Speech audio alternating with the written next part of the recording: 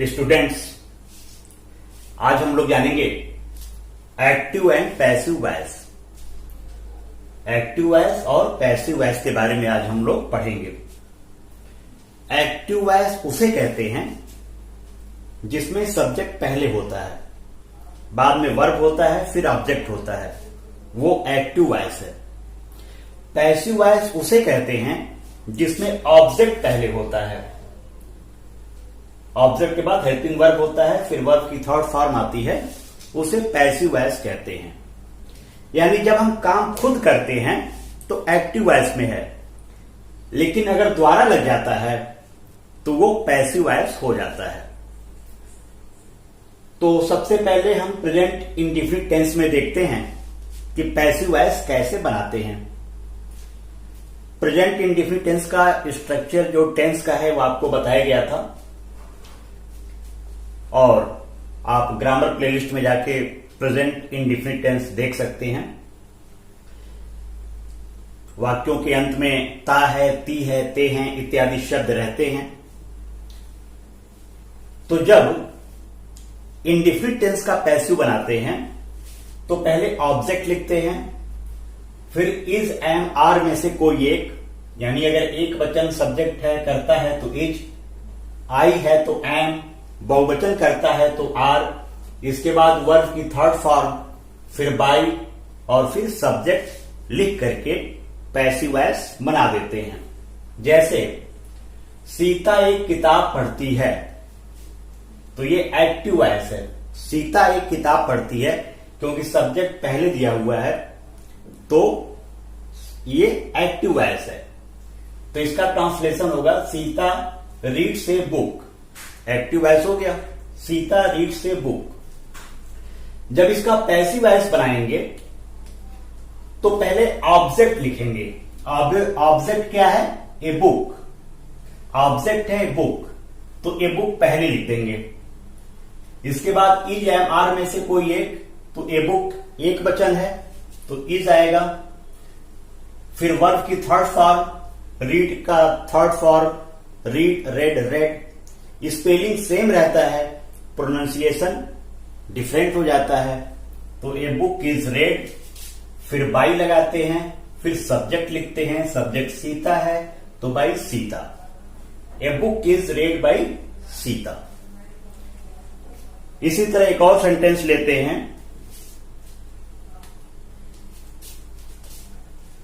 वे लोग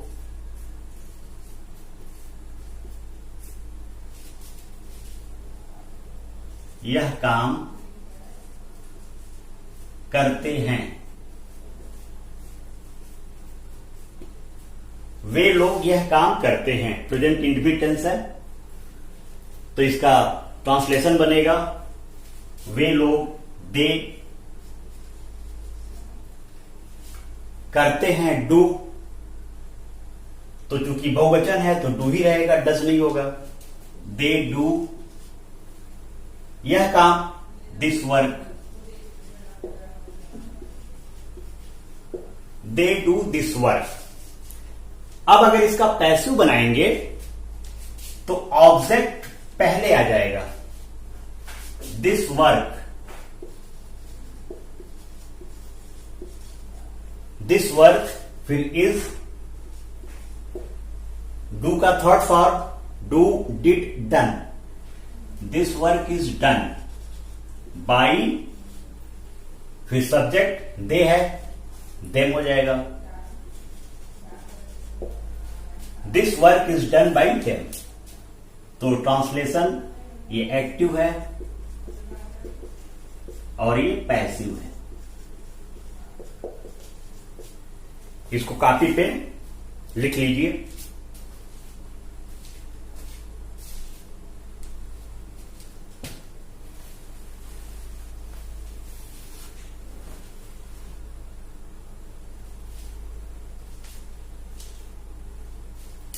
तो बच्चों, इस तरह से प्रेजेंट इंडेफिनिट टेंस का पैसिव हम बना लेते हैं।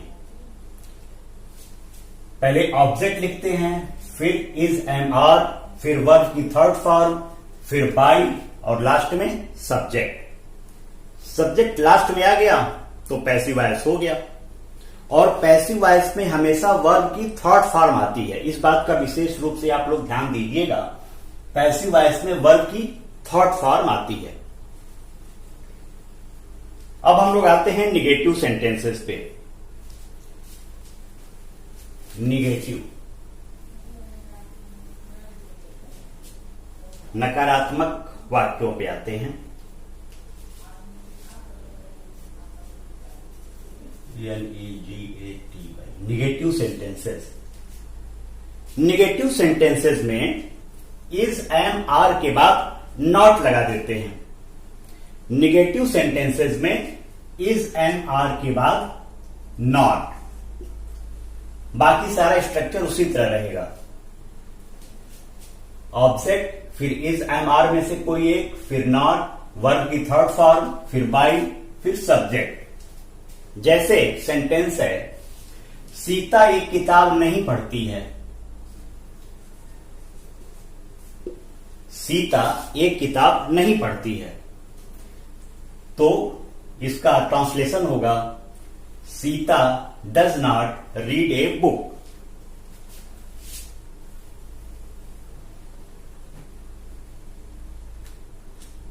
Sita does not read a book. ये एक्टिव वॉइस हो गया क्योंकि सब्जेक्ट पहले है। अब इसको पैसिव बनाएंगे तो पहले आएगा ऑब्जेक्ट, ऑब्जेक्ट है ए बुक, ए बुक पहले आ गया। एक वचन है तो इज आएगा और इसके बाद not. A book is not read by Sita. A book is not read by Sita. ये देखिए सेकंड, वे लोग यह काम नहीं करते हैं। यहां पे हम नहीं लगा देते हैं, नकारात्मक बनाते हैं। निगेटिव सेंटेंस हो गया, वे लोग यह काम नहीं करते हैं, तो इसका निगेटिव ट्रांसलेशन होगा एक्टिव वॉइस में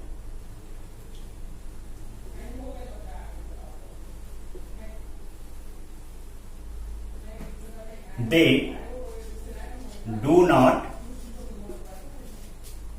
do not do this work। यहां पे डू हेल्पिंग वर्ब है, दे के साथ आया, और यहां पे मेन वर्ब का काम कर रहा है। They do not do this work. इसको जब पैसिव बनाएंगे तो ऑब्जेक्ट पहले आ जाएगा, दिस वर्क एक वचन है, दिस वर्क, इसके बाद नॉट लग जाएगा। This work is not done by them. इस तरह से इसे पैसिव बना लेंगे। तो आप इसको कॉपी में कॉपी कर लें।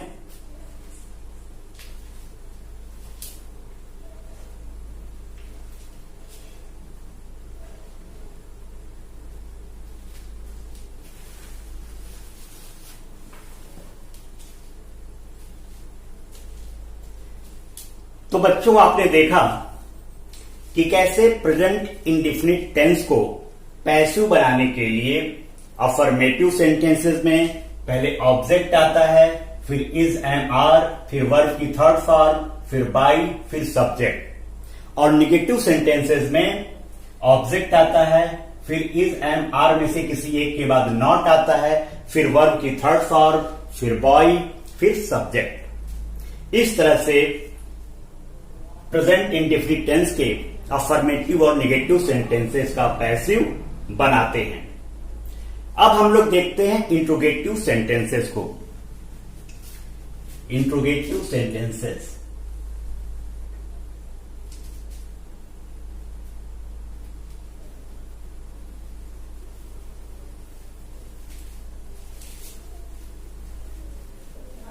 इंट्रोगेटिव सेंटेंसेस भी इसमें कोई बहुत ज्यादा टफ नहीं है।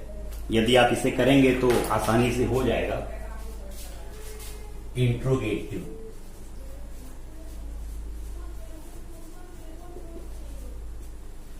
इंट्रोगेटिव सेंटेंसेस में पहले क्वेश्चन वर्ड आएगा,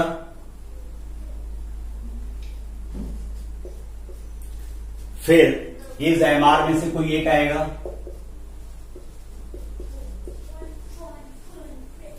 फिर सब्जेक्ट, फिर ऑब्जेक्ट आएगा,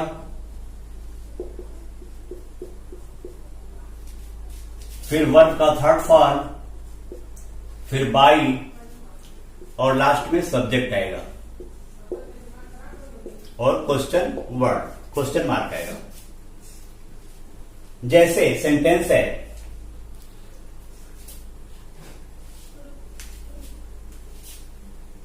सीता यह किताब क्यों पढ़ती है?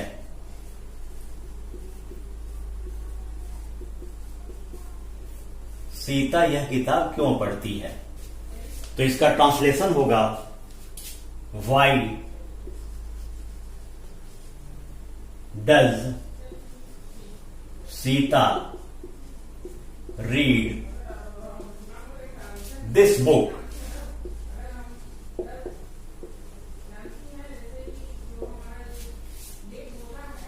Why does Sita read this book?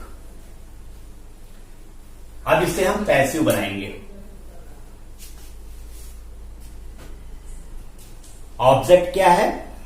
This book, ये ऑब्जेक्ट है। अब यहां पे आपको ध्यान देना है कि जो क्वेश्चन वर्ड है वो पैसिव वॉइस में भी सबसे पहले लिखा जाता है। तो question word Y passive voice में भी लिख देंगे पहले, वाई, फिर इज एम आर में से कोई एक, दिस बुक एक वचन है तो इज आएगा, वाई इज दिस बुक, फिर वर्ब का थर्ड फॉर्म, रीड का थर्ड फॉर्म रेड,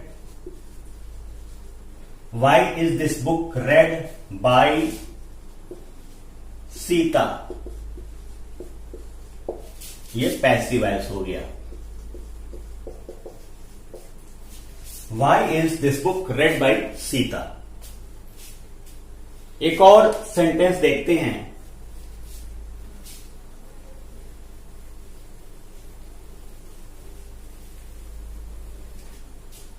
वे लोग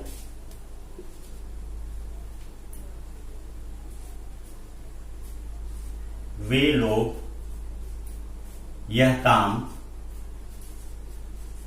कहां करते हैं?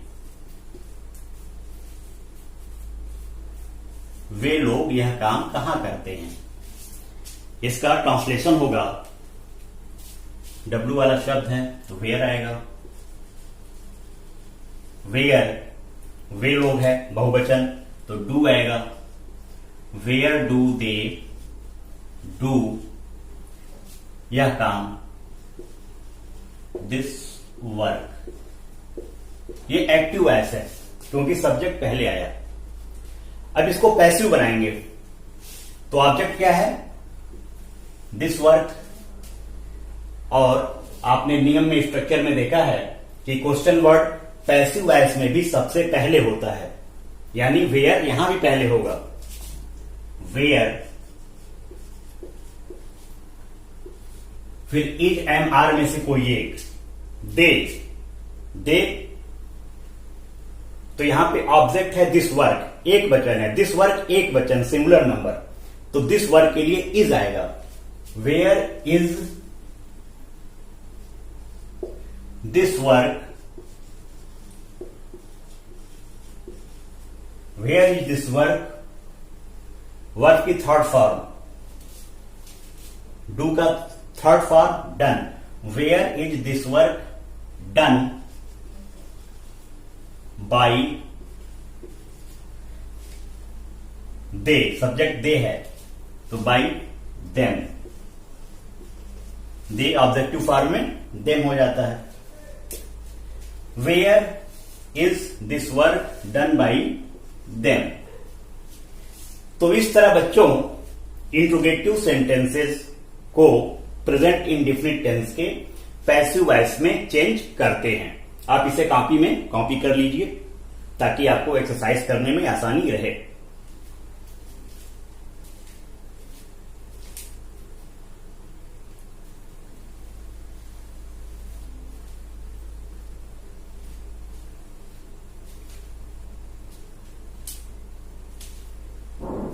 अब हम लोग आते हैं इंट्रोगेटिव नेगेटिव सेंटेंसेस में। Interrogative negative sentences. Interrogative negative sentences को पैसिव बनाते समय ऑब्जेक्ट के बाद नॉट लगा देते हैं किसी भी टेंस में।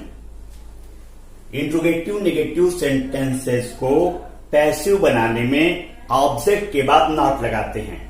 जैसे आपने देखा था ट्रांसलेशन में, टेंसेस में, इंट्रोगेटिव नेगेटिव सेंटेंसेस में सब्जेक्ट के बाद नॉट लग जाता है, उसी तरह पैसिव वॉइस में ऑब्जेक्ट के बाद नॉट लग जाता है। तो इज एम आर के बाद ऑब्जेक्ट, ऑब्जेक्ट के बाद नॉट, ऑब्जेक्ट के बाद नॉट, फिर वर्ब की थर्ड फॉर्म। तो सीता यह किताब क्यों नहीं पढ़ती है? अगर होता सीता यह किताब क्यों नहीं पढ़ती है, इंट्रोगेटिव था, नेगेटिव नहीं लग गया, नेगेटिव हो गया, इंट्रोगेटिव नेगेटिव हो गया, तो इसका ऑब्जेक्ट पैसिव बनेगा।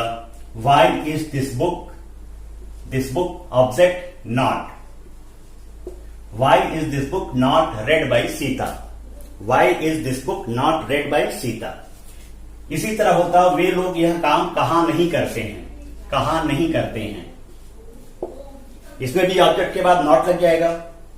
Where is this work, this work object है, दिस वर्क के बाद not. Where is this work not done by them. तो इस तरह बच्चों interrogative negative sentences present indefinite tense के पैसिव बनाते समय ऑब्जेक्ट के बाद नॉट लगा देते हैं, ऑब्जेक्ट के बाद नॉट लगा देते हैं। जैसे टेंसेस में सब्जेक्ट के बाद नॉट लगाते थे इंट्रोगेटिव नेगेटिव सेंटेंसेस को ट्रांसलेशन करते समय।